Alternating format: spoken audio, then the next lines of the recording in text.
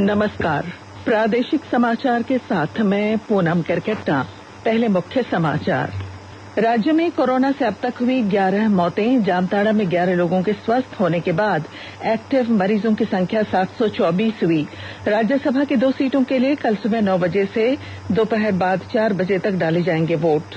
कोडरमा की सतगावा के पेट्रो जंगल में सीआरपीएफ और नक्सलियों के बीच हुए मुठभेड़ में एक नक्सली की मौत। और भारत चीन सीमा पर शहीद हुए बहरागोड़ा के गणेश हांसदा का पार्थिव शरीर आज शाम पहुंचा रांची। और अब समाचार विस्तार से। झारखंड में कोरोना मरीजों के स्वस्थ होने की रफ्तार बढ़ रही है। राज्य में अब तक 1162 कोरोना मरीज स्वस्थ हो चुके हैं, जबकि सक्रिय मामलों की संख्या 724 हुई है। राज्य के 4 जिलों देवघर, साहिबगंज, दुमका तथा गोड्डा में कोविड का कोई सक्रिय मामला अभी नहीं है। वहीं 5वें जिले पलामू में सिर्फ 1 मरीज पॉजिटिव है। दूसरी ओर राज्य में आधा दर्जन जिले ऐसे हैं जहां 10 से कम सक्रिय केस रह गए हैं।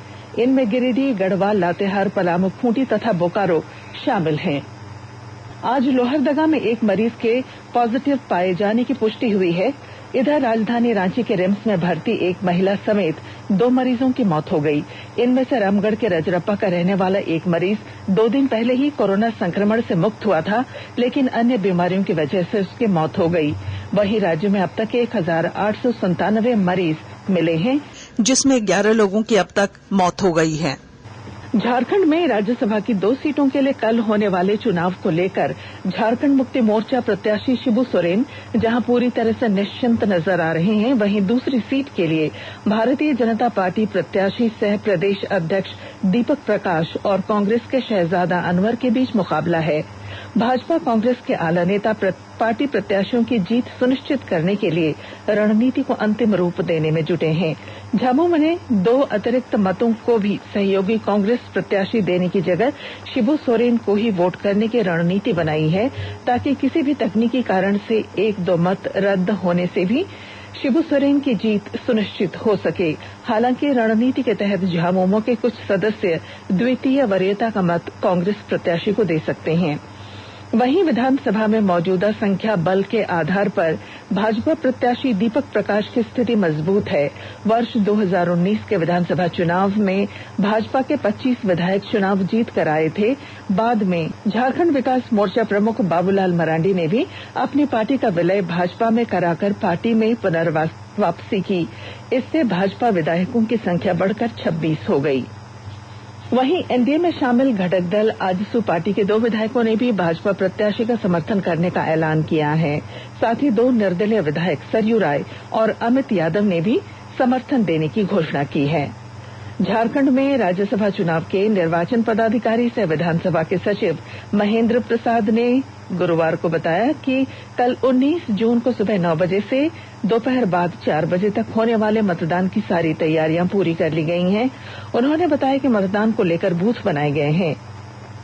दोपहर बाद 4 बजे मतदान समाप्त होने के बाद शाम 5 बजे से मतगणना होगी और भारत निर्वाचन आयोग से सहमति मिलने के बाद देर शाम चुनाव परिणाम घोषित कर दिए जाने की संभावना है।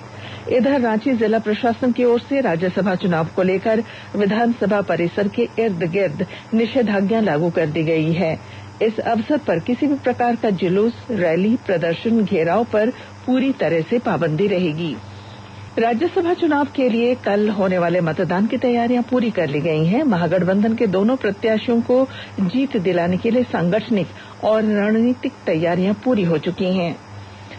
कांग्रेस के पर्यवेक्षक पीएल पूनिया ने कल कहा कि महागठबंधन को राज्य में जनता का समर्थन मिला है और पर्याप्त संख्या बल भी है।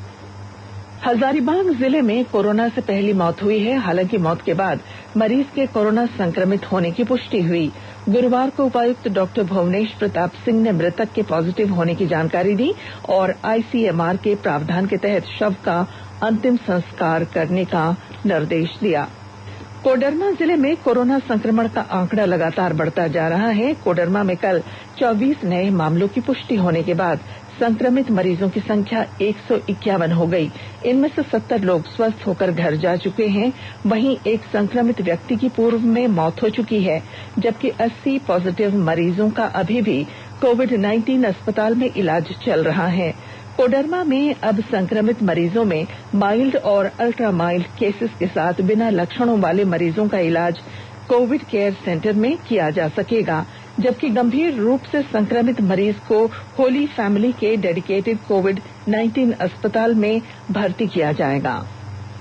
जामताड़ा जिले के उदलबनी स्थित कोविड-19 अस्पताल में इलाजरत 26 कोरोना पॉजिटिव मरीजों में स्वस्थ हुए 11 व्यक्तियों को अस्पताल से छुट्टी दे दी गई।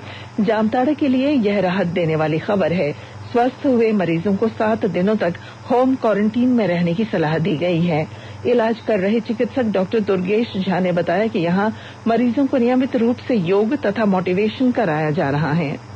मेडिसिन के साथ साथ हम लोग जो पर डे योग करवाते थे और साथ में लोगों को मोटिवेशनल स्पीच दिया करते थे, उससे इनमें एक जीने की अलग मानसिकता आई और जो भी डिप्रेशन के शिकार थे वो भी हटा और आज का फर्स्ट डोज हमारा स्पीडी रिकवरी हुआ है। पिछले बार हमारे पेशेंट ठीक होने में थोड़ा टाइम लगाए थे, 15 to 20 डेज लगा दिए थे, लेकिन इस बार हमारा 10 डेज में ही हमें नेगेटिव रिपोर्ट आके।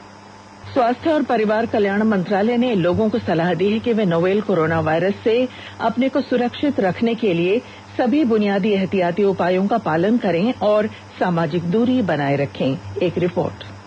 सरकार ने कहा है कि आवश्यक वस्तुओं की पर्याप्त आपूर्ति जारी है और लोगों को चिंता करने की कोई जरूरत नहीं है। लोगों को सलाह दी जाती है कि वे आवश्यक वस्तुओं और चिकित्सा सामानों की खरीदारी करते समय धैर्य रखें और शांत रहें। आवश्यक वस्तुओं को खरीदने के लिए बार बार बाहर निकलने से बचें। साथ ही लोगों से हाथ मिलाने और गले लगने से भी बचना चाहिए। बाजार, मेडिकल स्टोर और अस्पतालों में लोग कम से कम 1 मीटर की दूरी बनाए रखें। घर पर गैर जरूरी सामाजिक समारोह से बचा जाना चाहिए और घर पर मेहमानों को नहीं बुलाना चाहिए। लोगों को अपनी आंख, नाक और मुंह छूने से बचना चाहिए और लगातार हाथ साफ करते रहना चाहिए। हाथ को दोनों तरफ से कम 20 सेकंड तक रगड़कर धोना चाहिए।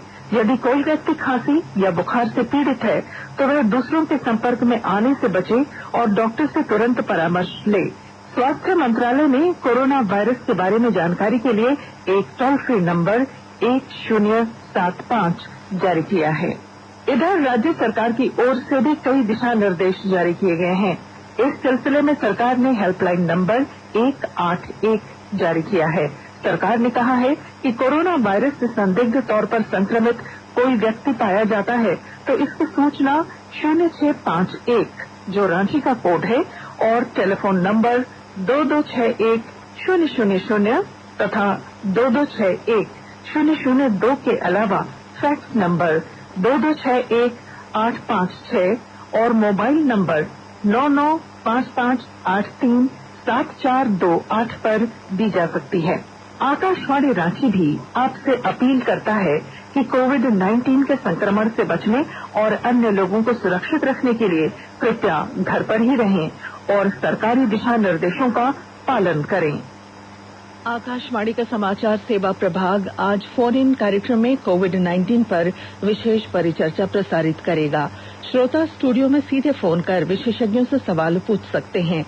नंबर है 011-2331-4444 और टोल फ्री नंबर है 1800-115767। आकाशवाणी के ताजा तरीन समाचारों के लिए आप हमारी वेबसाइट newsonair.com पर लॉग ऑन कर सकते हैं। ताजा समाचार ट्विटर @AIR न्यूज अलर्ट्स और Facebook page all India radio news पर भी उपलब्ध है। आप प्रादेशिक समाचार एकांश के ट्विटर अकाउंट @AIR News _ और Facebook page AIR news Ranchi के अलावा YouTube channel regional news unit Ranchi पर भी हमारे बुलेटिन सुन सकते हैं। कोडरमा के सदगामा थाना क्षेत्र के पेट्रो जंगल में सीआरपीएफ और नक्सलियों के बीच मुठभेड़ जारी है। इस मुठभेड़ में एक नक्सली के मारे जाने की सूचना है, जबकि कुछ हथियार और वायरलेस सेट भी बरामद किए गए हैं। पुलिस सूत्रों से मिली जानकारी के अनुसार मारा गया नक्सली प्रद्युम्न दस्ते का है। सीआरपीएफ के 22 बटालियन के जवानों के साथ एसपी डॉक्टर एहतशाम वकारीब भी पेट्रो जंगल पहुंचे हुए हैं। कमर्शियल माइनिंग के खिलाफ धनबाद स्थित बीसीसीएल मुख्यालय कोयला भवन के समक्ष विभिन्न मजदूर संगठनों ने आज रोषपूर्ण प्रदर्शन किया। जिसमें पूर्व मंत्री मन्नान मलिक, बच्चा सिंह, AK झा और सिद्धार्थ गौतम समेत कई ट्रेड यूनियन के नेताओं ने हिस्सा लिया।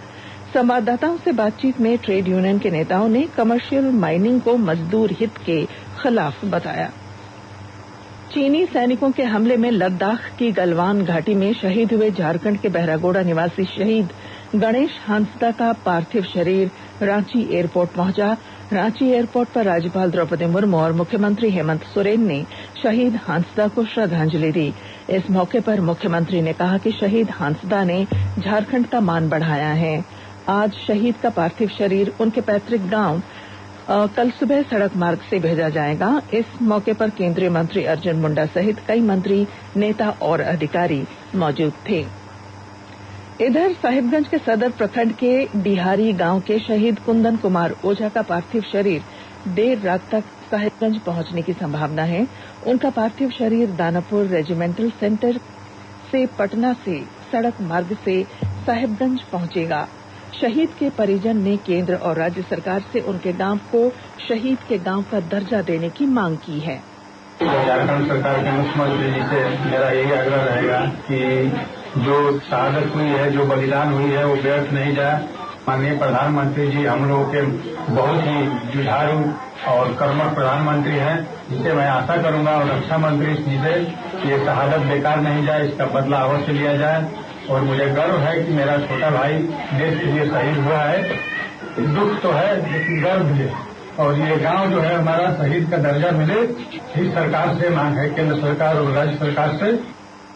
साहिबगंज महाविद्यालय के राष्ट्रीय सेवा योजना इकाई 4 की ओर से भारत चीन सीमा के गलवान घाटी में सैनिक संघर्ष के दौरान शहीद जवान कुंदन कुमार ओझा को श्रद्धांजलि अर्पित करते हुए साहिबगंज महाविद्यालय के परिसर में 5 पौधे लगाए गए। शहीद कुंदन ओझा साहिबगंज महाविद्यालय के ही छात्र रह चुके हैं और NCC के भी कैडेट थे। कार्यक्रम पदाधिकारी डॉ रंजीत कुमार सिंह ने कहा कि पूरा देश शहीद जवान के बलिदान को याद रखेगा। इस दौरान NCC के पूर्व ANO डॉ ध्रुव ज्योति सिंह ने कहा कि उनकी शहादत साहिबगंज के लिए गौरव की बात है।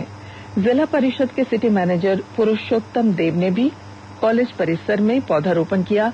बैंक मैनेजर सत्यजीत चक्रवर्ती ने बताया कि शहीद कुंदन ओझा साहिबगंज जिले के लिए युवाओं के लिए प्रेरणा के स्रोत रहेंगे।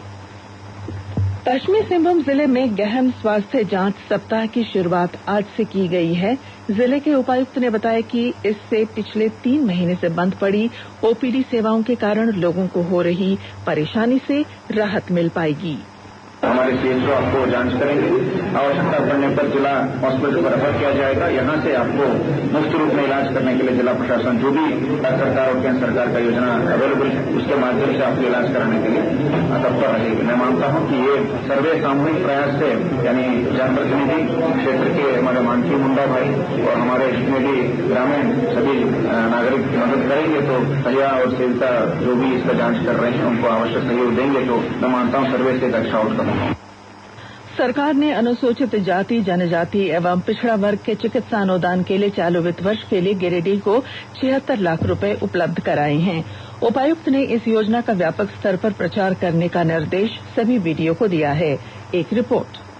अनुसूचित जाति, अनुसूचित जनजाति एवं पिछड़ा वर्ग के लिए चिकित्सा अनुदान के मद में गिरिडीह जिला को 76 लाख रुपए प्राप्त हुए हैं। चालू वित्तीय वर्ष में इस राशि को खर्च करना है। गिरिडीह के उपायुक्त राहुल कुमार सिन्हा ने सभी BDO को आदेश दिया है कि इसका व्यापक प्रचार प्रसार किया जाए ताकि जरूरतमंदों को इसका लाभ मिल सके। समाप्त हुए वित्तीय वर्ष में इस मद में लोगों ने आवेदन नहीं किया, लिहाजा राशि प्रत्यार्पित कर दी गई। DC ने BDO को आदेश दिया है कि प्रमुख, मुखिया, उप मुखिया एवं पंचायत सचिव को इस संबंध में विस्तृत जानकारी दें ताकि लाभुक चिकित्सा अनुदान के लिए आवेदन करें। रमेश प्रभाकर, आकाशवाणी समाचार, गिरिडीह।